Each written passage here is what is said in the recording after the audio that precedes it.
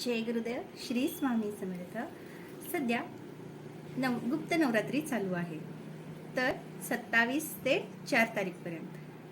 तर तुम्हाला या गुप्त नवरात्रीमध्ये बरेच कोणते शुभ कार्य असतील तर ते करून घ्यायचे आहेत. आणि दुसरी गोष्ट, या नवरात्रीमध्ये तुम्हाला कुंकुमार्चन करायचं आहे.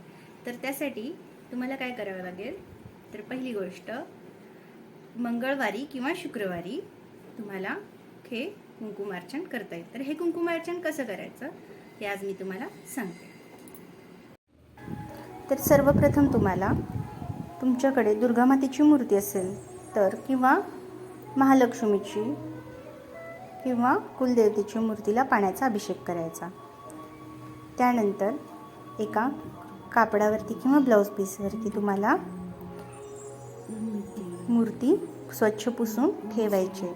आणि त्यानंतर दुर्गा सहस्त्रनामावली म्हणत तुम्हाला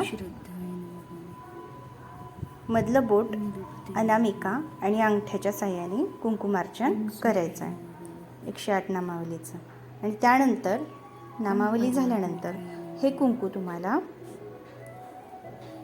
एका डबीत भरून ठेवायचं आहे. हे कुंकू पुन्हा देवाला वाहायचं नाही. तुम्ही कुठल्याही शुभकार्याला जाताना किंवा सुवासिनींनी रोज आपल्या कपाळावर भांगात हे कुंकू भरलं तरी चालेल.